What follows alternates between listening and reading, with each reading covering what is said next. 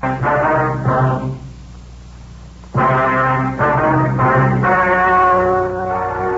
story you're about to hear is true. The names have been changed to protect the innocent.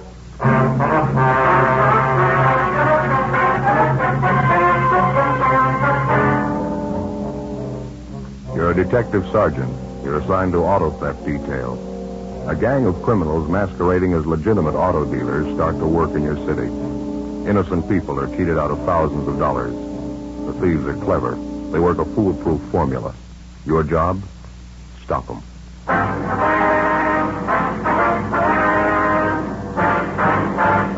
Dragnet, the documented drama of an actual crime. For the next 30 minutes, in cooperation with the Los Angeles Police Department, you will travel step by step on the side of the law through an actual case transcribed from official police files. From beginning to end, from crime to punishment, Dragnet is the story of your police force in action.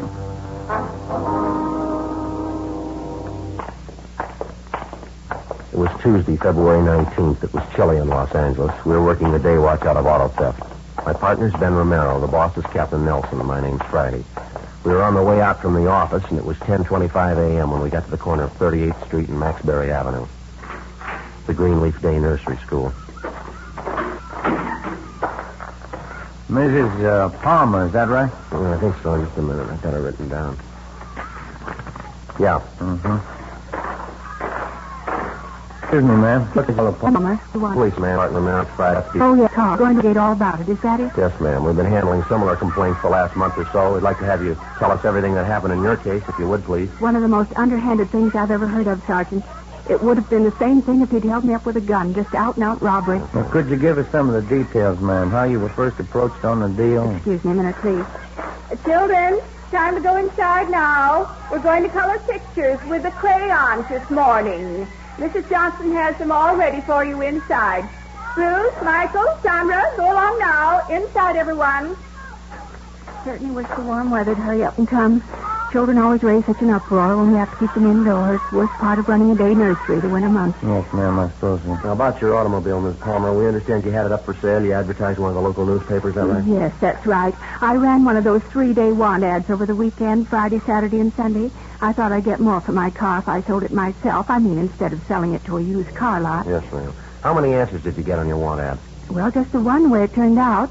This man came out and looked at my car first thing in the morning. He offered to pay me exactly what I was asking for it, so I sold it to him. That's just the way it went. Who was this man, Mrs. Palmer? Was he representing some auto company? Yes, he said he was anyway. He gave his name as Joseph Newhall. I've got his card inside. He said he was a buyer for Dan Barton's used car lot on South Cat Street. Nicely dressed man. He made it all seem so honest. How was the deal arranged? Could you tell us? I mean, transfer the car, payment, and so forth? Well, he gave me a check for $50, sort of a down payment to hold the car for him. It was a certified company check. I see. He told me he'd be back that afternoon with a certified check for the full amount of the car, $800. Did he take your car with him then? No, he didn't. That's why I had no reason to be suspicious. He left me the check for $50 and said he'd be there with the money. Said in the meantime, one of the employees from the used car lot might be along to pick up the car to save me the trouble of driving it downtown myself. Mm-hmm. Same M.O., Joe, all the way. Yeah, looks like it. Well, how did it go after that, Miss Palmer? This worker from the used car lot came to the house to pick up the car about 1 o'clock that afternoon. Gave me a check for the full amount of the car, and I gave him the pink slip. Had a pair of white coveralls on, lettering on the back of them. Dan Barton's used cars. Looked like a typical mechanic or something. I wasn't the least bit suspicious. Mm-hmm. How about the buyer, this Joseph Newhall? Did he show up later in the day? No, he never came back. I've never seen him since. Haven't seen my car either. I called that Dan Barton's used car lot the next morning. They told me they never heard of Joseph Newhall. Just made me sick, officer. I can't afford to lose the money I had in that car. Yes, ma'am, we understand. The same thing's happened to a dozen people like you around the city. Do you remember what this man Newhall looked like, Miss Palmer? His physical description, maybe the clothes he was wearing? Yes, I've got it all written down, Sergeant, in my diary. Would you like to step inside, please? I've got my little office at the back of the school here. All right, thank you very much. I always make a record of everything in my diary. I've kept one ever since I was a girl in college, every day. I suppose you've got all the information on your car, the make, license number, things like that? Oh, yes, indeed. I got everything together I thought might help you. Right up these stairs, please. Thank you. Go ahead. How about the description of the man in overalls, the one who came to pick up your car? Would you remember him, ma'am? Yes, I've got that for you, too. Everything I thought would help. Just have a seat there, officers. I've got the things in my desk here. Thank you, Miss Right Palmer. ahead, thank you. I wouldn't mind the whole thing so much, but as I say, I can't afford to lose the cash I had tied up in my car. That seems to be the way the thieves operate, ma'am. They've been cheating the people who can least afford it. Terrible thing, just out-and-out robbery. There you are, Sergeant. Thank you, ma'am. There's the description of my car, license number, all the rest. Yes, I see. And here's the description of the two men. That Joseph Olive coveralls who picked up my car. Have you got that deposit check Newhall gave you, Miss Palmer, the check for $50? Right here, Sergeant. I saw that company about it, Dan Barton's used car lot. It's a forgery. Not worth the paper it's printed on. Have a look, Joe. Yeah, I see. Same as the others. One thing I don't understand, how those crooks get these checks to begin with. Did they steal them? No, ma'am. We figured they had them printed up. We're still trying to find out where. Well, you know what the men look like. You'll be able to find them now, won't you? Only wish it worked that way, ma'am. We've had good descriptions on both men for a month now. Hasn't helped too much. I don't understand it at all. As I say, they're only common crooks. They can't be that smart, can they? Well, there's only one way we can judge. We've been hunting every day for a month now. Yes? They're still... In the space of 33 days, the auto theft gang had victimized a dozen private citizens throughout the city. In each instance, the approach and the method of operation had been the same. The front man for the gang would personally answer a want ad inserted in a local newspaper by a private citizen advertising the sale of his automobile.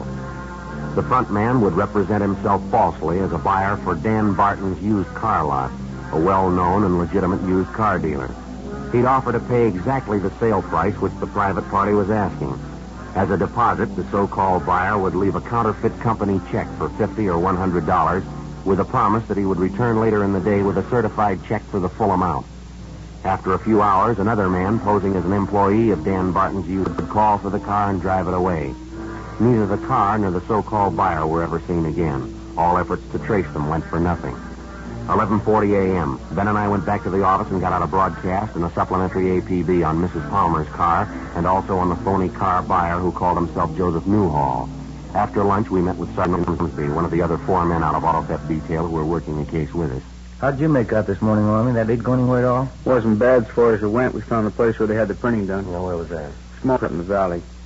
Printed up the phony checks with that heading on it. Dan Barton's used car lot. Got out some business cards for him, too. What was the name? Did you find out? Yeah, same one, Joseph Newhall. He ordered the checks and the business cards. Printer described him for us, same guy. Where'd it go from there? No place. The printer told us Newhall had a car. He couldn't give us a license number. Couldn't even remember the make or the body style. Thought it was a late model car, that's about all. Well, that's not much help. No address on him either. It was a will call order paid for in cash. If Newhall comes back, is it? Yeah, it's covered. I don't figure there's much chance Newhall's going to do that. He ordered enough checks printed up the first time last a year. Well, I guess that's one lead we can forget. How about that special run the stats office made for us yesterday? Anything come out of that? No, nothing. All the possibles on the list were checked out. All of them clear. Nothing from Barton's used car lot either. Everybody on their staff's been checked out. All their ex-employees, too. No sign any one of them might have had a hand in it. Yeah. Oh, either of you seen the captain since this morning? No, why? Well, that idea we were talking over at the last meeting, he figures we'll go ahead with it this weekend. How's he figure on working, Army? Personal contact? Yeah, that's right. Most of the private parties who want to sell their cars themselves use that want ad deal over the weekend. They get a special ready Saturday and Sunday. I know. Thursday night's the deadline for having the ads in if they're going to run the full weekend. And that's when we start working on it. We get in touch with every private party who's filed a want ad for the weekend advertising the sale of their car, huh? Yeah, we'll contact them by phone, every one of them. We advise them that if anybody representing themselves as a buyer for Dan Barton's used car lot answers their want ad, they're to get in touch with us right away. If they can't stall the man long enough, we tell them to accept the information on the man the car is driving. It ought to work out. If we can get any kind of cooperation, it's going to be a big job. We'll have to cover all the want ads and all the papers. We've got a good description of that phony buyer, Joseph Newhall. If they planted a want ad in one of the papers, maybe he's the one of the gang who brought the ad in. It's possible one of the ad takers might remember him. Might be worth checking anyway. Well, could be. They might have phoned in the ad, too. That wouldn't help much. As well, it's not foolproof, but it's a different approach. It's a plan anyway. We've tried everything else we can think of to reach the thieves. I get it.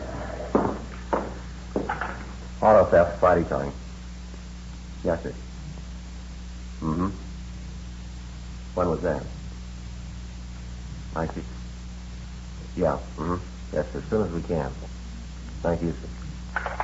Well, maybe we won't have to wait for the weekend. What do you mean? A man out in Echo Park. He runs a candy store out there. He advertised his car for sale in this morning's paper. Said the first one to answer it was a buyer from Dan Barton's used car lot. Gave his name as Joseph Newhall. Looks like the same M.O. Mm-hmm. They make a deal? Well, the candy store owner wouldn't go for the deposit check. He wanted the full amount. Said the deal didn't sound right to him. How does it stand now? Well, Newhall said he'd come back with a check for the full sale price. When? 8 o'clock tonight. 2:20 p.m. We drove out and questioned the candy store owner further. His description of Newhall tallied with the others, but again, the potential victim had failed to get any kind of a description of the car Newhall was driving or the license number. Ben and I staked out at the house. 8 p.m. came and went. The suspect failed to show. By midnight, there was still no sign of him. Well, the way it shaped up, Newhall apparently had a policy of making a deal at first contact or forgetting about it. He probably figured that if a person was at all suspicious, the interval would give him time to check, and Newhall wasn't giving away any odds. All day Wednesday, the stakeout went on. No sign of the suspect. On Thursday night, the local newspapers gave us lists of names and phone numbers of all private parties who had ordered want ads for the coming weekend to advertise the sale of an automobile. We divided up the names, and 6 of us took turns on the phones and started calling each party. We warned them about the car theft ring and advised them of what steps to take in the event Joseph Newhall or one of the other gang members approached them with the proposition to buy their car. One of the private parties we contacted was a Mr. Roy Harmon. Then got on one and got in the thing we'd prepared. Sergeant Ormsby used the other extension and called another party running an ad. Sergeant Ormsby, Los Angeles Police Department Auto. How's that, sir? Yes, and one of the gang usually goes under the name of Joseph Newhall. Contacted it all. Now, stand on. Right, thank you, sir.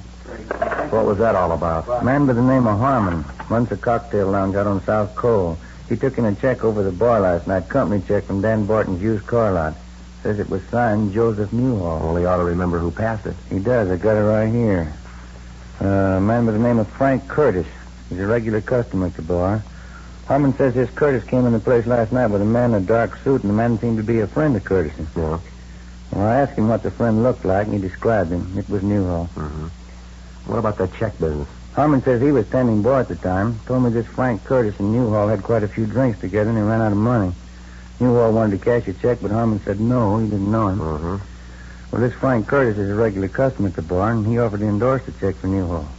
So Harmon said okay, and he cashed it. Well, how well does Harmon know this customer is, this Curtis? Pretty well. Lives across the street from him. We checked Frank Curtis through R&I, but he had no previous criminal record. We left the rest of the list for the other men, and Ben and I drove out and talked to Roy Harmon, the owner of the cocktail lounge where the suspect Joseph Newhall had cashed a check with the help of his friend, Frank Curtis. Harmon told the same story he'd given Ben over the phone. Curtis was a long-time neighbor of his and a steady customer at his cocktail lounge. As for Newhall, he'd never set eyes on him until the night before. Harmon gave us the home address of Frank Curtis, and we checked it out. Mrs. Curtis answered the door and told us that her husband Frank was working the newly inaugurated night shift at an aircraft plant in the south end of the city. Ben and I drove down to the plant, and after checking with the personnel office, we finally located Curtis at his work. He was an assistant foreman in one of the aircraft assembly shops. The truth, Sergeant Romero. The last time I saw Newhall before the years ago. We used to work at a work plant together. What's the matter anyways? You done something? We understand you endorsed a check to Newhall for $50. Do you know him that well? I mean, that you'd endorse checks for him? Well, maybe I shouldn't have. Wife's always telling me I ought to be more careful who I'm signing checks for. Well, what happened anyway? Wasn't the check any good? Do you have any idea where we could find this friend of yours, this Newhall? Well, I don't know. During the war, he and his wife lived in this housing project off North Main. I know they moved from that place, though. Yeah. As a matter of fact, old Joe didn't tell me where he was living. I gave him my address, told him to drop over for a beer sometime. Don't remember getting his address, though. Couldn't tell me what this is about, huh? Just a routine check. We'd like to locate Newhall, that's all. Got a few questions we'd like to ask him. Excuse me, we better watch it here, Sergeant. Yeah. Men coming through with that jig there. Okay, fellas, straight on through, all clear. Vertical fin assembly, down to 3. We're getting busy again, all right. Seems like the old swing shift days all over again. War years. Yeah, you mentioned a minute ago that Newhall is married, Miss Scurry. Yeah, that's right. What about his wife? Can you tell us anything at all about her? Betty? No, I don't think so. Her and Joe seem to get along all right. Got along pretty well, matter of fact. Nice girl, Betty. I never minded her much. The Newhalls have any children? Do you know that? No kids. Both of them work, her and Joe. Uh-huh. Would you know if Newhall's wife is still working? I don't know. Probably is. But yeah, matter of fact, she is. Joe happened to mention it the other night when we were talking. Just happened to think of it. Well, go ahead. Well, I remember I asked about Betty, and he said she was still working. Same old place, same old job, that's all. Where is this place she works, do you know? Yeah, City Hall. We continued questioning Frank Curtis, and he told us that to the best of his knowledge, the suspect's wife, Betty Newhall, had a civil service rating and that she'd worked as a file clerk in the record room of one of the bureaus in the municipal. The next morning, Ben and I got in touch with the civil service officials at the City Hall, and they got out a tracer on the wife of the suspect. 11:20 a.m. I got it. Auto theft Friday. Yes, sir. How's that? I didn't hear it. When? Yeah, I see. Yes, sir. Right. We'll check with you in about an hour. Bye. I don't know why we always have to do it the hard way. Why? What was it? The call back on Newhall's wife. Most of it checks out just the way Curtis told us. What's the rub? Betty Newhall quit her job a month ago. Hasn't been around, hasn't been seen since. Civil service can't even contact her. What's the deal? She moved. No forwarding address, not a trace of her.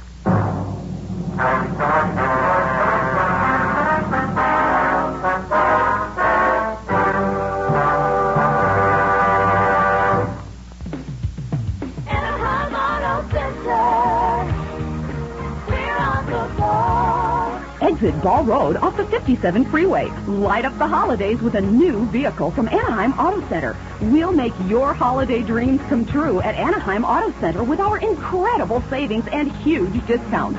Need some extra money for the holidays? Come to Anaheim Auto Center today and save thousands. We have a great selection of new vehicles and unbeatable service. Light up your holiday season today at Anaheim Auto Center. We want you to be completely satisfied. The holidays are the perfect time to buy a new vehicle. Why go anywhere else? We have it all at one convenient location near the Anaheim Pond. So light up your holiday season with a great new car or truck from Anaheim Auto Center. Anaheim Auto Center, we're on the ball. Exit Ball Road off the 57 freeway. KNX 1070 News Radio.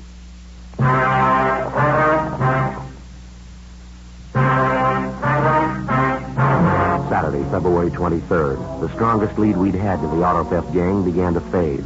Mrs. Betty Newhall, the wife of our principal suspect, wasn't to be found. We checked out all her known friends and relatives, the places she was known to frequent. There wasn't a trace of her. Ben got all the available information on her from the Civil Service office, and we got out a broadcast in the supplementary All Points Bulletin. We found out she had a 10-year-old son, so we checked with the Board of Education to see if the boy was registered in one of the city schools. He wasn't listed. Still no response. We stayed on it. In the meantime, the weekend was wearing past the halfway point. The other two teams of men working the case were standing by, but apparently none of the private parties who were running want ads over the weekend advertising the sale of an automobile had been approached yet by either Joseph Newhall or some other member of the gang. If they did make a contact, it hadn't been reported to us. Saturday night, still no response. 8:50 p.m. Ben and I had some supper at Johnny Coken's place, and then we went back to the office. Not a bad meal at all, huh? Pretty fair for a Saturday night. Good soup. Yeah, there's nothing like that corn chowder Johnny puts out. It's the best. I sure wish you'd do something about that coffee. It's like taking a shot of adrenaline, isn't it? It is pretty strong, and... Excuse me. Maybe that's what's giving me this heartburn. Where's Ormsby? I thought he was covering. So did I. He was here when I left. Joe, Ben? Hi, Army. Thought we lost you. I'm taking a call from Hollywood Division. Good piece of news. What's that? Newhall's wife, they found her. At approximately 25 minutes past 8 that night, a dark-haired woman in her late 30s had brought a young boy into a pharmacy in the Hollywood area. Apparently, the woman had been drinking, but she was not intoxicated. The young boy with her, whom she identified as her 10-year-old son, was badly cut and bruised about the face and head. The woman insisted that the pharmacist on duty treat the boy and attend to his injuries. After arguing with the woman, the pharmacist called the Hollywood Receiving Hospital. An ambulance was dispatched, and the boy and his mother were there for treatment. At Hollywood Receiving, the woman gave her name as Betty Harrison, and her son's name is George Harrison. But a routine identification check by officers next door at the Hollywood Division Station disclosed her true name as Mrs. Betty Newhall. The desk sergeant ordered her held for interrogation and notified our office immediately. 9:30 p.m. Ben and I arrived at the Hollywood Division. Her boy, George, Mrs. Newhall, how did he happen to get beat up like that? It's pretty bad for a little fellow. I warned Joe about hitting little George. I told him if he did it again, I'd walk out. Well, I did walk out. I don't care what happens to him. You mean the boy's father did that to him, beat him up like that? He's not George's father. Second marriage. My name used to be Donnelly. I had 2 kids. One died. Uh-huh. When the divorce came through, I got custody of George, and I married Joe Newhall. You know why we're looking for your husband, Ms. Newhall? Yeah, I think so. Why do you think so? Car business. I knew what he was doing. Do you have any idea at all where we can find your husband? I'm not sure. He might be a lot of places. Just can't get over what he did to George. No reason at all. Kid came home and asked if he could go to the show. Husband got up and slapped him. Been drinking quite a bit. He hit the kid with his closed fist, kept hitting him. A grown man slugging a 10-year-old kid like that. I don't care about any man where George is concerned. Nobody's going to treat a kid of mine like that. You said you knew about your husband's dealing in the car business, Mrs. Newhall. How much do you know about it? I didn't have any part of it, I can tell you that much. It was his idea from the beginning, my husband's. Got the men together to work the racket. He made all the plans. He gave all the orders. How is it you quit your job at the city hall in such a hurry? My husband's idea, I guess. He thought if anything happened, he didn't want to be traced that easy. Then he had to go and get drunk that night. Cash that check. He always did stupid things like that. Mm-hmm. How about the gang your husband has working with him, Ms. Newhall? Can you tell us anything about them? Yes, I can. 3 fellows working with him I know of. Deadman and Curly Reese and Jack Whitmore. Uh-huh. Maybe there's someone else besides them, but I don't know of. You know where these men live, ma'am? Where we can find them? I think I do, yeah. I got the addresses at home. By this time, they're probably all there. You know the places they were supposed to be staying. Yeah, I got the addresses at home. How about the cars they got on this deal they were working? What are they doing with them? Do you know that? I don't know for sure. They were moving them east, I think, selling them back there. Yes, ma'am. I always gets at the deep marriage of Josie Hamp. Good Beeford. No. Even they didn't like kids. They didn't want to have a home. Why'd they have to be that way? Well, I'd like to ask you something, if I could. Yeah. Why'd you marry him? 10:43 p.m. We stopped at the Newhall apartment on the way back to the city hall, called the office, and arranged for a stakeout. The wife of the suspect, Betty Newhall, gave us the names and addresses of the people she knew to be working with her husband, Joseph Newhall, in the auto theft gang. She had no information to offer on the cars they might be driving. When we got to the office, we took a complete statement from Mrs. Newhall, and then she was booked in at the main jail on suspicion of grand theft auto. 11:09 p.m. Together with Wilson and Ormsby, we started checking out the addresses of the gang members. Our first 2 stops, we got nothing. On our last 2, we did a little better. We picked up a Jack Whitmore, Curly Reese, and a Carl Stedman, 3 of the names which Mrs. Newhall had mentioned. We took them downtown and booked them in at the main jail. That still left the principal suspect, Joseph Newhall, unaccounted for. At 1:45 a.m. the next morning, we got a tip as to his whereabouts, a small hotel on East 1st Street. We checked it out. The man answering Newhall's description was registered in room 209 on the 2nd floor. We got a pass key from the room clerk on duty and started up the stairs.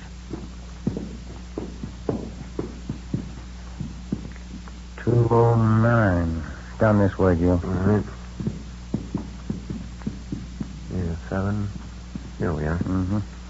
See if we can get a rise, huh? Yeah. Yeah, who is it? That's all right. Yeah, police officers. I'd hold it there, Mr. Down, Ben. Yeah. Hey, what is this? What's this all about? You generally sleep with your clothes on, Newhall? Look, I don't know what you're talking about. What is this, a shakedown? He's clean, Joe. I'll check his bag. Hey, now stay out of those things. You haven't got any right breaking in here like this, going through my property. Let's relax, Newhall. This won't take long. 2 full pads of them, Joe. Find them in his suitcases. Company checks. Dan Barton's used car lot. We talked to your friends, mister. We got one side of the story. You want to come downtown and give us yours? You get nothing from me, not unless you're my lawyer. You can't hold me on any charges. Grand theft auto, Newhall. We've got the witnesses. We've got the evidence. If you've got something to say, say it. If you haven't, we'll get along downtown. You haven't got anything on me. You haven't got enough to hold me an hour. We're going to give it a try. For a full 5 hours, we questioned Newhall, both at the hotel and later downtown in the interrogation room. And after 5 hours of questioning, he finally broke and admitted being the mastermind behind the auto theft racket. Your true name is Joseph Willard Newhall, is that right? Yeah, that's it.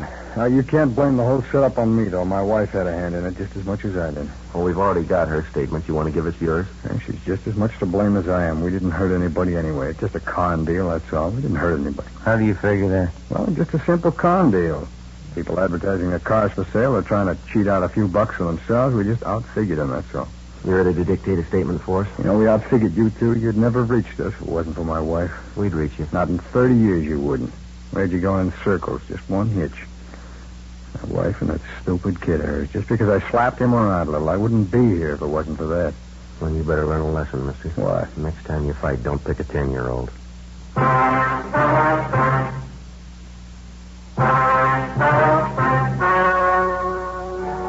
The story you have just heard was true. The names were changed to protect the innocent.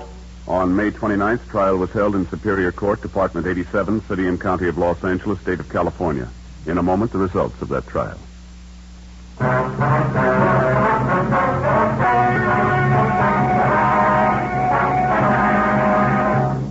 A check of his fingerprints revealed that Joseph Newhall's true name was Joseph Orrin Henderson, and that he had a previous record of forgery and burglary in the state of South Carolina.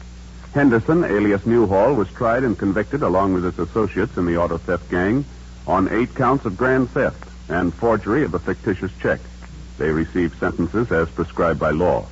Grand theft is punishable by imprisonment for not less than 1 or more than 10 years. Forgery of a fictitious check is punishable by imprisonment in the county jail for not more than 1 year or in the state penitentiary for not more than 14 years.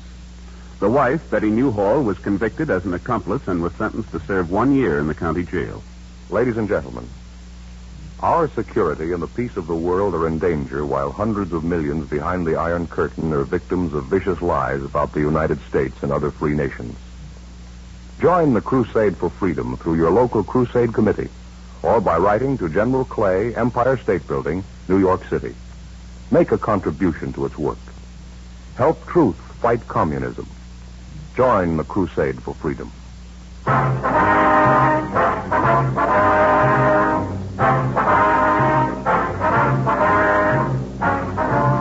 You have just heard Dragnet, a series of authentic cases from official files. Technical advice comes from the Office of Chief of Police W.H. Parker, Los Angeles Police Department. Fatima Cigarettes, best of all king-size cigarettes, has brought you Dragnet, transcribed from Los Angeles.